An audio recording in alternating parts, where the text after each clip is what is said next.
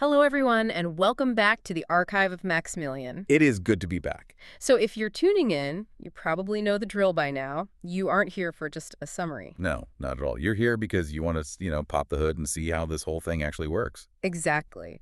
And today, we are dedicating this entire deep dive exclusively to Chapter 3, titled The Second Chance. And we should probably set expectations right away. We're treating this channel as a living archive. Right. We've already done deep dives on the prologue, Chapter 1 and Chapter 2. They're in the library.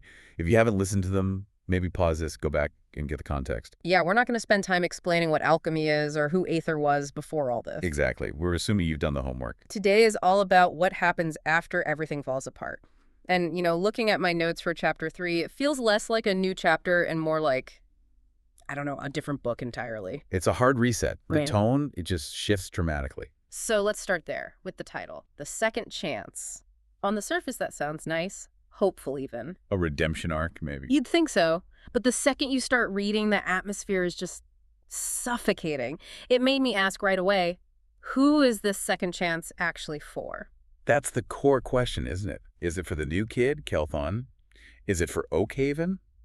Or is this Aether just, desperately trying to save his own soul? We'll get to the soul saving, but first, we have to talk about the timeline because this completely threw me for a loop. Oh, yeah. The very first line is, 6 years after the Black Spire War. It's a bold move by the author.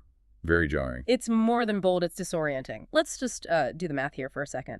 In Chapter 2, we learned that Aether took Odeon on as an apprentice 5 years before the war. Correct. That was during his whole tyranny of mind phase. So if Chapter 3 opens 6 years after the war ended, that means we've just skipped an 11-year chunk of the story. 11 years. Yep. Gone. We missed the entire middle act. And that's what makes this so tragic.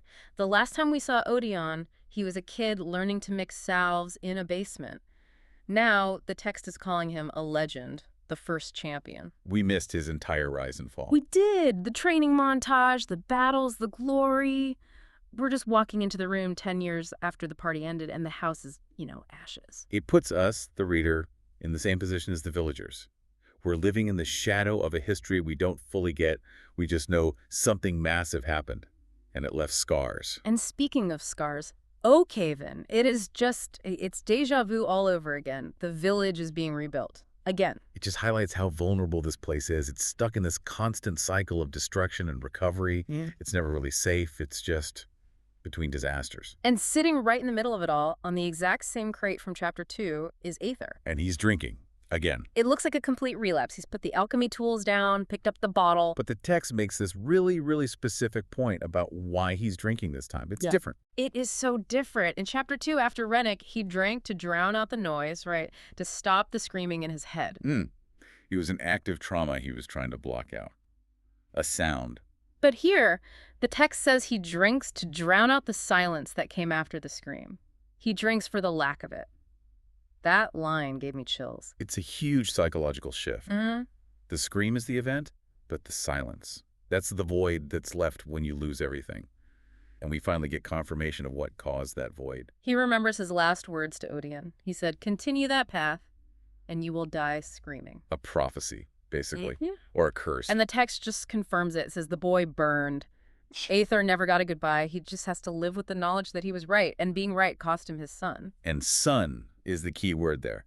His failure as a master was that he refused to be a father. He kept that distance thinking it was for protection. But it didn't save Odeon. No, it just meant Odeon died alone, in silence. Which perfectly sets up the next layer of deja vu.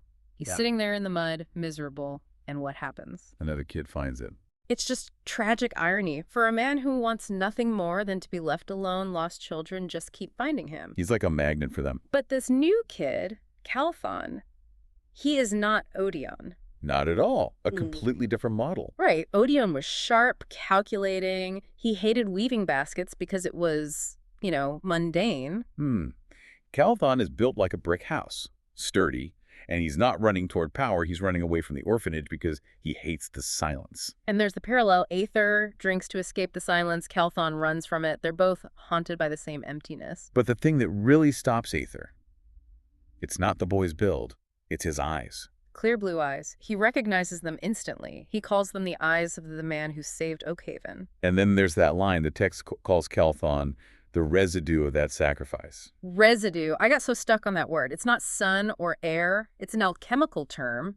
It's what's left over after a reaction. What do you make of that? It feels clinical, almost dehumanizing. Whether it means he's Odion's biological son or some kind of spiritual echo, it's left vague. But the connection is there. And Aether's reaction is what fascinates me. He tries to push him away, just like with Odion, but then he stops. He sees that reckless spark.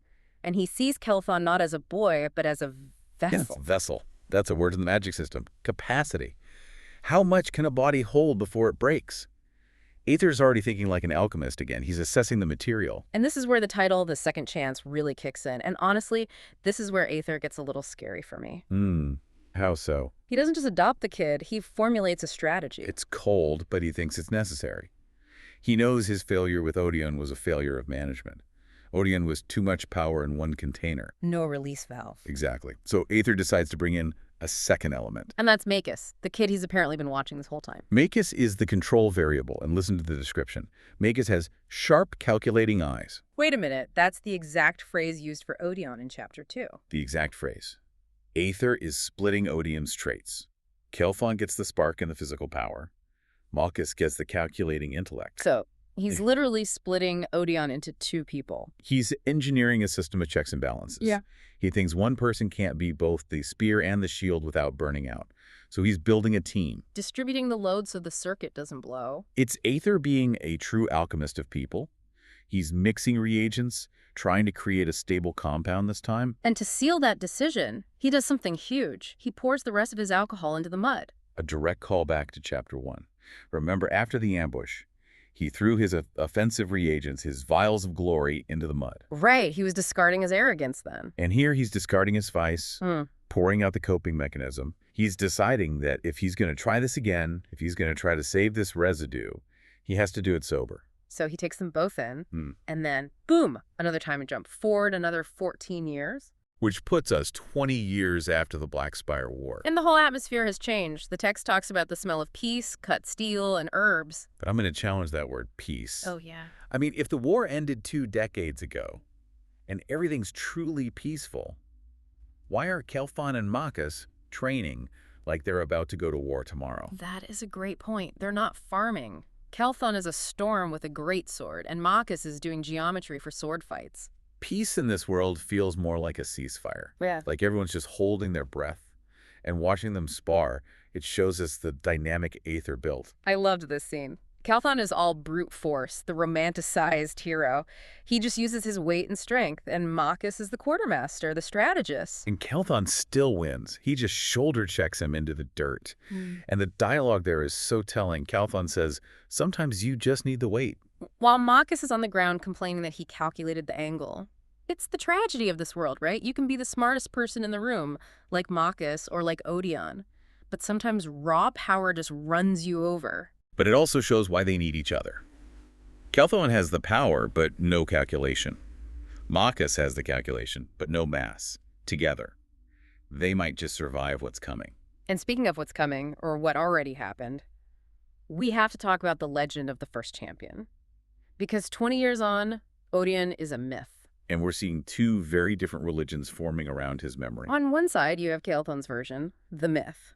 He believes Odion moved so fast the world just stopped, that he faced the Soul Father alone and won. And let's pause on Soul Father. From our prologue deep dive, we know the Soul Father is Gadriel, the heretic lich. Oh, right, the ancient evil who created the soulless daughter centuries ago. Exactly. So the text is quietly confirming that Odion, Aether's first apprentice, went toe-to-toe with the biggest bad in the setting.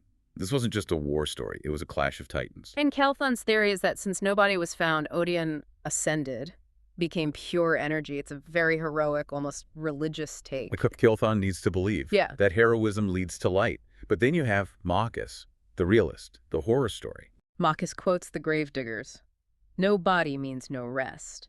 He suggests the champion is shuffling in the dark, like the monsters he fought. That phrase, shuffling in the dark, is just terrifying. Malchus is basically suggesting Odion didn't ascend.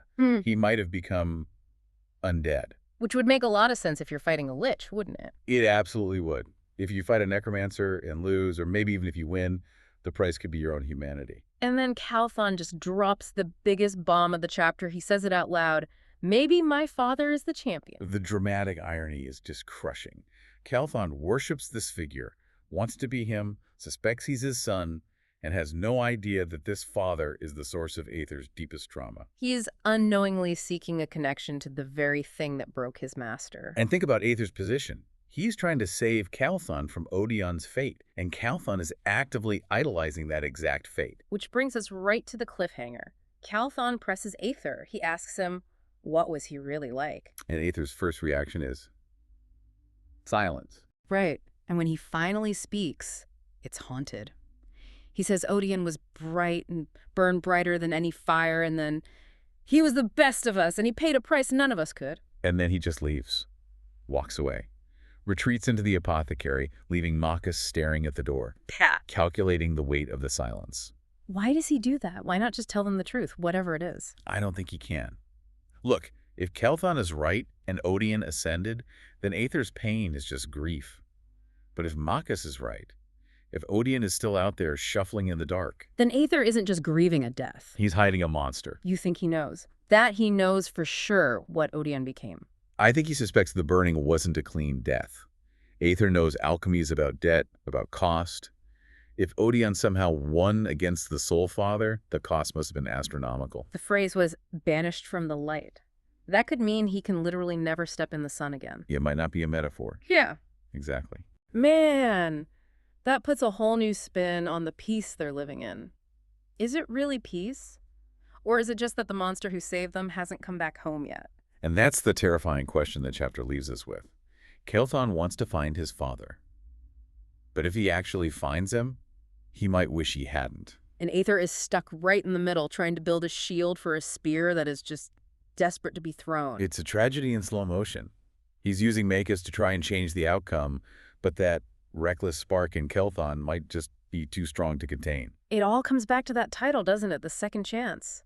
Aether's trying so hard to get it right this time, but the ghosts of the first attempt are literally haunting the story. And notice he's back to his old alchemy. Grinding salt bloom, the smell of herbs. He's trying to be a healer again, just like he told Odion to be. Better to die a healer than to die screaming. But he's training them for war. He knows healing isn't enough. That's the lesson he learned from the silence. You can patch the wounds, but you have to stop the thing that's causing them. So what we have is a mentor with PTSD, a hero who worships a potential monster, and a shield who sees the grim math of it all. This is a powder keg. And the fuse has been burning for 20 years. Well, that is a cheerful place to end this analysis. But seriously, the layers in this chapter are just incredible. They really are. We went from a simple time skip to this deep theological debate about what happens to heroes when they die. Or when they don't. Right, or when they don't die. So here's the question we want to leave you with. We have two theories on the table for Odion's fate. Marcus's theory, he's an undead horror. Calthon's theory, he's pure energy. Based on Aether's haunted silence, which fate do you think is the reality? And maybe more importantly, which fate is actually worse? Is it worse to burn out completely and be gone? Mm-hmm. Or to remain as something else? Something that can't rest? Let us know what you think in the comments. Is Odion gone, or is he out there shuffling in the dark? My money's on the dark. In this story, the dark seems to be where everything ends up. A comforting thought from our expert, as always. Thank you so much for joining us on this deep dive into the archive of Maxmillian. It was a pleasure. If you enjoyed this breakdown and you want to make sure you don't miss what happens next, because if Odion's out there, we need to know, make sure you subscribe and hit that notification bell. We'll see you for the next chapter. Until then, keep analyzing. See you next time.